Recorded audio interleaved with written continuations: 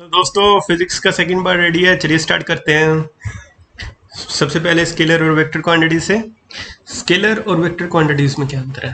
Scalar quantities वो होती हैं जिसका साइज हो, वेक्टर क्वांटिटीज जिनका साइज और डायरेक्शन दोनों हो। मान लो कि आप अपने घर से स्कूल की तरफ जा रहे हो, तो एक पर्टिकुलर डायरेक्शन में अगर आप जा रहे हो तो वो उसका साइज भी है और डायरेक्शन भी है, तो वो क्या हो गई, वो वेक्टर क्वांटिटी हो गई।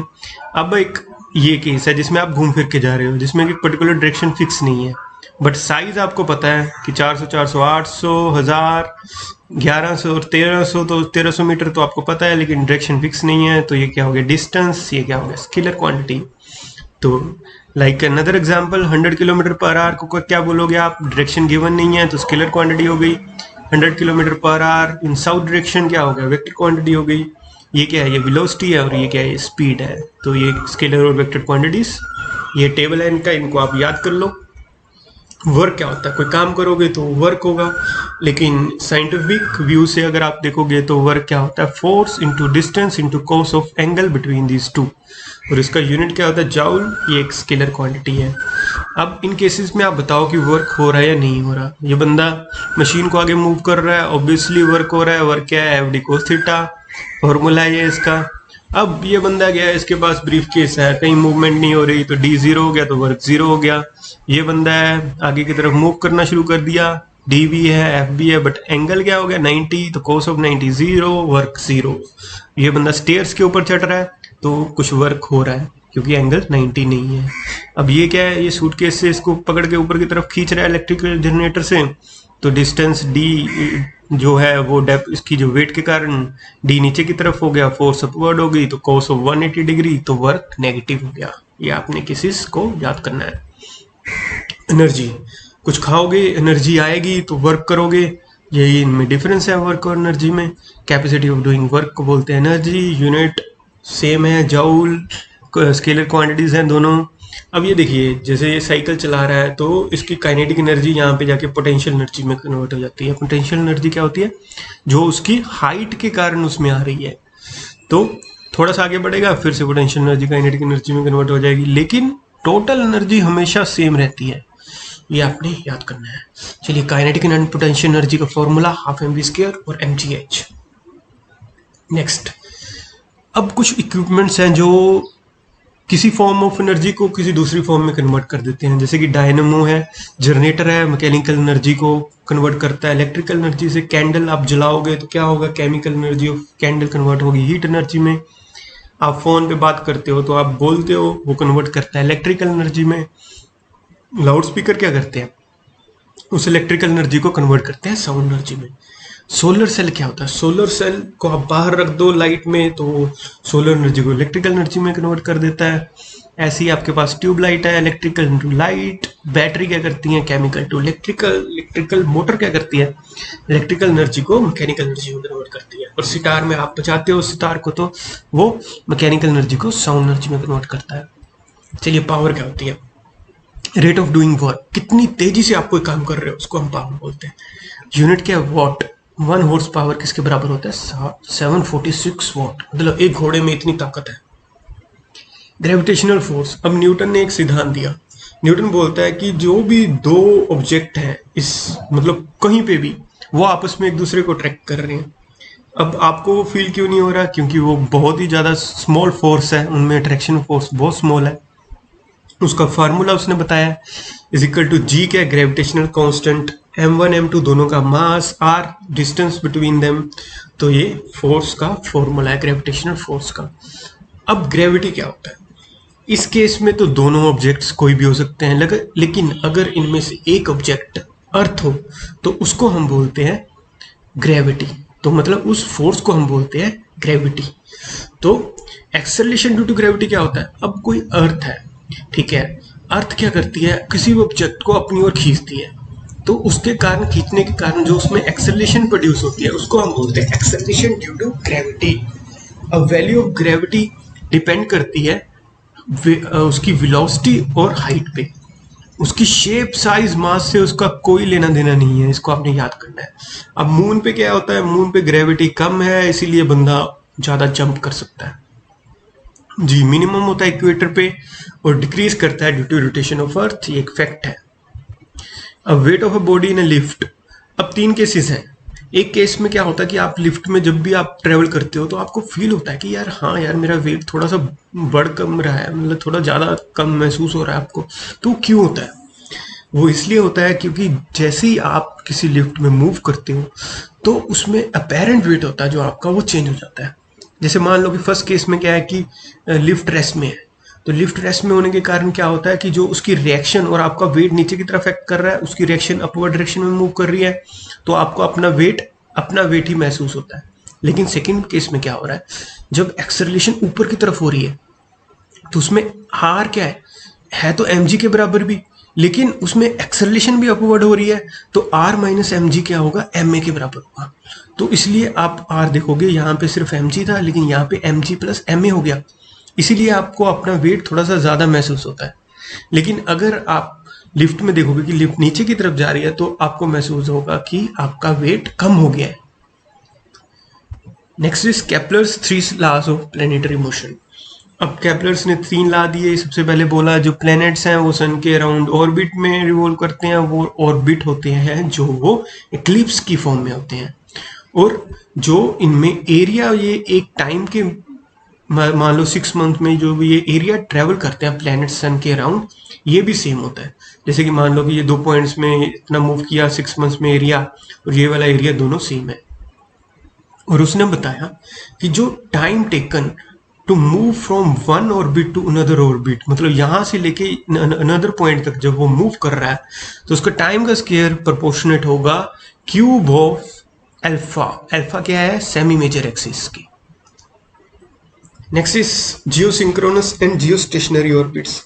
अब जियोस्टेशनरी ऑर्बिट्स क्या है, ये एक आपका, आप इसको मान सकते हैं इक्वेटर है ये आपका, और यहाँ पे जैसे आप यहाँ पे खड़े हो तो आपको ये वाली जो सैटेलाइट होगी ना, ये हमेशा नजर आएगी कि ये स्टेशनरी सैटेलाइट है, ये इसमें आपको मूवमेंट नजर नहीं आएगी।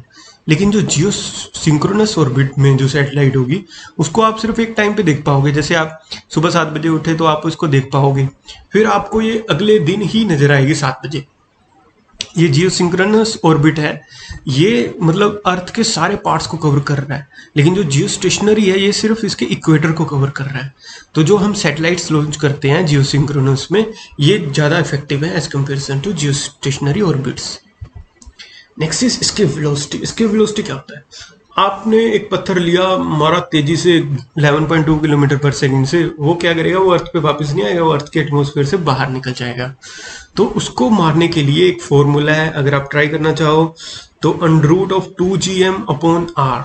तो जी क्या है, GMR, are gravitational constant, mass and radius of earth. याद रखना है ये ऑब्जेक्ट का मास, रेडियस और ग्रेविटेशनल कांस्टेंट से एस्केप वेलोसिटी को कोई लेना देना नहीं है, इसको सिर्फ अर्थ के ही मतलब ग्रेविटेशनल कांस्टेंट, मास और रेडियस से अफेक्ट करती हैं ये चीजें। अब escape velocity does not depend upon shape, size, direction और प्रोजेक्शन ऑफ एन ऑब्जेक्ट। किसी भी डायरेक्शन में छोड़ दो, उसके ऑब्जेक्ट का शेप कैसा है, साइज कैसा है, इससे हमें कोई लेना देना नहीं है। चलिए नेक्स्ट, प्रेशर। आपने कभी सोचा है जो पॉइंट ऑफ नीडल होता है वो हमेशा ऐसे शार्प क्यों बनाया जाता है, ताकि वो ज़्यादा प्रेशर एक्सर्ट करे। क्योंकि एरिया क्या होगा, अगर ये एरिया स्मॉल होगा तो ज़्यादा प्रेशर अप्लाई होगा, अगर ये एरिया ज़्यादा होगा तो प्रेशर कम होगा। इसीलिए जो बैग्स के हैंडल्स होते हैं इसको ब्रोडन किया जाता है। एटमॉस्फेरिक प्रेशर की वैल्यू कितनी होती है, 10⁵ न्यूटन पर मीटर स्क्वायर, 1 बार के बराबर होती है। और आप ना क्या कर सकते हो, अगर आप बैरोमीटर से इसको रीड कर रहे हो ना एटमॉस्फेरिक प्रेशर को, इससे आप बता सकते हो कि यार मतलब स्टॉर्म आने वाला, रेन है और क्लीन वेदर है। मतलब देखो कितना इफेक्टिव है यार चीजें। प्रेशर ऑफ लिक्विड, पास्कल ने एक लॉ दिया जिसमें उसने बोला कि यार जो लिक्विड है कंटेनर के अंदर है, ये हर डायरेक्शन में सेम फोर्स अप्लाई कर रहा है। इसी को हम बोलते हैं pressure, Pascal's law. Pressure at a point in a fluid is equal in all directions. ये कहाँ पे यूज होता है, हाइड्रोलिक ब्रेक्स, हाइड्रोलिक प्रेस और हाइड्रोलिक लिफ्ट में हम इसको यूज करते हैं। ये कुछ रूल्स हैं जिसको आपने याद करना है। जैसे कि प्रेशर बढ़ता है तो उससे क्या होगा, मेल्टिंग पॉइंट बढ़ जाएगा, टेम्परेचर बढ़ेगा तो मेल्टिंग पॉइंट कम हो जाएगा, बॉइलिंग पॉइंट बढ़ा दोगे तो मेल्टिंग पॉइंट भी बढ़ जाएगा। फ्लोटेशन क्या होता है, तैरना। अब कोई चीज किसी फ्लूइड में कब तैरेगी, जब वो उससे लाइटर होगी, अगर वो उससे हैवियर होगी तो वो वहीं पे उसमें सिंक कर जाएगी, डूब जाएगी। आर्किमिडीज ने ना एक प्रिंसिपल दिया, उसने बोला कि अब एक वेट को आप पानी के अंदर डालो, तो उसको आपको उतना वेट नहीं नजर आएगा, उसका कुछ वेट कम हो जाएगा, और जितना वेट उसका कम होगा ना उतना ही लिक्विड उसका बाहर चला जाएगा यहाँ से। वो किसके कारण होता है? एक बियॉन्ड फोर्स होती है। ये फोर्स क्या होती है? जैसे आप वेट डालें, वेट के कारण ना ये पानी ऊपर की तरफ इसको फोर्स लगा रहा है। जैसे कि आप अपना हाथ पानी के अंदर डालो तो आपके हाथ के ऊपर ना एक फोर्स एक्सर्ट होती है, वही ये फोर्स है। ठीक है, जितनी ये फोर्स होगी उतना ही पानी बाहर चला जाएगा, ये आर्किमिडीज ने बताया था। और जो ये वेट है, ये वेट भी आपको उतना नहीं नजर आएगा, इसका भी इतनी ये कम हो जाएगा, जितनी ये फोर्स होगी उतना ये कम हो जाएगा। यहाँ पे ये कितना नजर आ रहा है? 4 kg। अब आपने एक बर्तन पानी में डालो तो वो क्या होगा कि बर्तन थोड़ी देर के बाद टिल्ट कर जाएगा, ऐसा नहीं रहेगा, वो टिल्ट कर जाता है। तो टिल्ट करने के कारण ना जो उसका पहले इक्विलिब्रियम पॉइंट था, मान लो बी पे इक्विलिब्रियम पॉइंट था, अब वो टिल्ट करके ना इक्विलिब्रियम पॉइंट भी टिल्ट कर जाता है। ठीक है, तो अगर आप वहां पे एक वर्टिकल लाइन ड्रॉ करो और जो वो पहले वाली वर्टिकल लाइन थी जहां पे वो इंटरसेक्ट करते हैं उसको हम बोलते हैं मेटा सेंटर। अब इससे हमें क्या समझ में आता है? मेटा सेंटर से हमें समझ में आता है अगर मेटा सेंटर ग्रेविटी से जी पॉइंट से ऊपर होगा तो वो बर्तन हिले जुलेगा नहीं, वो बर्तन स्टेबल रहेगा। नेक्स्ट पीपीएससी का एक फेवरेट क्वेश्चन है कि आइस को अगर आप पानी में डाल दो तो उसका वॉल्यूम कैसा रहेगा? उसका वॉल्यूम चेंज नहीं होगा, उसका वॉल्यूम हमेशा सेम रहता है। सरफेस टेंशन क्या होती है? पानी की बूंदें हमेशा गोल की होती हैं, वो सरफेस टेंशन के कारण होती हैं। उसमें ना एक एडेसिव फोर्स होती है, मतलब जो उसको ना पानी को मतलब हमेशा स्फेरिकल शेप में ले आती है। ठीक है, उसको हम बोलते हैं सरफेस टेंशन। अगर आप टेम्परेचर बढ़ाओगे तो उसकी सरफेस टेंशन कम हो जाएगी। अब कैपिलरी क्या होती है? कैपिलरी एक ना स्मॉल तरह की ना एक ट्यूब है। ठीक है, अगर उसको आप पानी में डालोगे तो पानी उसमें राइज कर जाता है। ठीक है, अगर आप मरकरी में डालोगे तो उसमें वो पानी मतलब मरकरी क्या होगा? मरकरी उसमें चढ़ेगा ही नहीं ऊपर, जबकि उसके कंटेनर से भी थोड़ा सा नीचे हो जाएगा। तो ये क्यों होता है? क्योंकि वाटर होता है ना जो वो कैपिलरी पे स्टिक करता है, और मरकरी होता है वो स्टिक नहीं करता। विस्कोसिटी क्या होती है? अब पानी की लेयर्स हैं, आपस में कुछ रेजिस्टेंस फील करेंगी, दोनों आपस में टकराएंगी तो उसके कारण कुछ फोर्स प्रोड्यूस होगी, उसको हम बोलते हैं विस्कस फोर्स। अब विस्कस फोर्स लिक्विड और गैस दोनों में होती है। जैसे ही आप टेम्परेचर इंक्रीज करते हो तो वो विस्कस फोर्स पानी में कम हो जाती है, बट गैसेस में क्या होता है कि वो दोनों मोलिक्यूल्स जो गैस के मोलिक्यूल्स हैं वो आपस में टकराना शुरू कर देते हैं, जिससे कि क्या होता है रेजिस्टेंस और बढ़ जाती है। तो इसलिए विस्कस फोर्स है जो और बढ़ जाती है। तो गैसेस में वो बढ़ती है, लिक्विड में वो कम हो जाती है। अब स्ट्रीमलाइन फ्लो क्या होता है? जैसे कि आप मान लो कि अब लिक्विड है, अगर वो बहुत अच्छे से फ्लो कर रहा है, हमें देख के भी मजा आ रहा है यार कितना अच्छे से फ्लो कर रहा है कोई पानी, हर लिक्विड उसका हर पॉइंट पे लिक्विड उसका ना इक्वल वेलोसिटी पे ट्रेवल कर रहा है, तो वो स्ट्रीमलाइन फ्लो है। अब मान लो उसमें थोड़ा सा आपने हिलजुल कर दी तो पानी क्या करेगा? उसके ना लिक्विड पार्टिकल्स क्या करते हैं कि कुछ पार्टिकल तेजी से मूव कर रहे हैं, कुछ कम तेजी से मूव कर रहे हैं, तो उसको हम बोलते हैं टर्बुलेंट फ्लो। अब एक वेलोसिटी आप सोचो जहां तक कि वो स्ट्रीमलाइन रहता है और उसके बाद वो मतलब टर्बुलेंट हो जाएगा, तो उस वेलोसिटी को हम बोलते हैं क्रिटिकल वेलोसिटी। अब आप एक पानी के अंदर ना एक बर्तन डाल दो, इनिशियली तो वो बर्तन बड़ी तेजी से अंदर की तरफ जाएगा, फिर जाके वो कांस्टेंट स्पीड ले लेगा, तो उस स्पीड को हम बोलते हैं terminal velocity. Next is Bernoulli's theorem. Bernoulli's theorem बोलती है कि पाइप के अंदर अगर आप पानी डाल रहे हो ऐसे, तो उसके इनिशियल पॉइंट पे जो एनर्जी होगी वही उसके आउटर पॉइंट पे होगी। जैसे कि इनिशियल पॉइंट पे पोटेंशियल एनर्जी काइनेटिक एनर्जी है, वही उसके आउटसाइड जो आउटलेट है उसका वहां पे भी उतनी ही एनर्जी होगी। और इसको हम वेंचुरेटर में जो हम मेजर करते हैं वो बर्नौलियस थ्योरम के ऊपर ही काम करता है। इलास्टिसिटी क्या होता है? इलास्टिसिटी मतलब आप इसको स्ट्रेस स्ट्रेन पहले समझ लेते हैं। स्ट्रेस होता है कि जैसे कि आप एक आपने इलास्टिक स्प्रिंग लिया, उसमें आप क्या किए, आप फोर्स अप्लाई किए, तो उस फोर्स के कारण उसका कुछ एरिया चेंज हो रहा है, तो उसको हम बोलते हैं स्ट्रेस। और स्ट्रेन क्या होता है? जैसे आप इलास्टिक स्ट्रिंग लिए, उसमें एक आपने इलास्टिक धागा ले लिया, उसमें आप क्या करते हो, आप फोर्स लगाते हो, थोड़ी सी इलोंगेशन होगी धागे में, तो उसकी जो इलोंगेशन हुई है उसको अगर आप डिवाइड कर दोगे उसकी ओरिजिनल लेंथ से तो वो स्ट्रेन आ जाएगा। अब इसमें स्ट्रेस स्ट्रेन कर्व में हमें क्या पता लगता है कि जैसे कि आप वो धागा ले रहे हो, उस धागे को आप खींच रहे हो, ठीक है, जब तक कि वो धागा आप उसको धागे को फोर्स लगा रहे हो और थोड़ा सा वो धागा बढ़ रहा है, इलोंगेट कर रहा है, अब जैसे आप फोर्स छोड़े तो वो धागा अपनी इनिशियल पोजीशन पे आ गया। तो अप टू दैट पॉइंट जहां पे वो धागा अपनी इनिशियल पोजीशन पे आ रहा है उसको हम बोलते हैं इलास्टिक पॉइंट। और जैसे ही आप उसमें अगर आप इस इलास्टिक पॉइंट से ज़्यादा फोर्स लगा दोगे तो वो धागा क्या करेगा, अपनी इनिशियल पोजीशन पे नहीं आएगा, उसमें थोड़ा सा मतलब जो उसकी लेंथ है वो बढ़ जाएगी। और जैसे जैसे आप फोर्स लगाते जाओगे एक पॉइंट आएगा जहां पे वो धागा टूट जाएगा। इसको हम बोलते हैं रप्चर स्ट्रेंथ। ठीक है, तो हुक्स लॉ क्या होता है, जहां तक आपका stress is proportional to strain. Next is simple harmonic motion, pendulum में होता है। इसमें आप क्या करते हो, एक पत्थर ले लो, मान लो इसको आप ना एक स्ट्रिंग से, एक धागे से आप इसको मतलब लाइट से धागे से इसको लमका दो। तो अब क्या करोगे, अब आप इसमें ना यहाँ से फोर्स लगाओ, तो फोर्स लगाओगे तो क्या होगा कि ये इसके आजू बाजू रोटेट करना शुरू कर देगा। इसको हम बोलते हैं ऑसिलेशन मोशन। और अगर ये अपने एक पर्टिकुलर पॉइंट के आजू बाजू रोटेट करता है तो इसको हम बोलते हैं सिंपल हार्मोनिक मोशन। और इसका जो टाइम होता है वो उसका फॉर्मूला है 2 pi under root of length of string L और जी के एक्सेलरेशन ड्यू टू ग्रेविटी जो इस पत्थर पे लग रही है। अब आप देखोगे कि अब इनिशियल पॉइंट पे एक्सेलरेशन ड्यू टू ग्रेविटी क्या है, 0 है।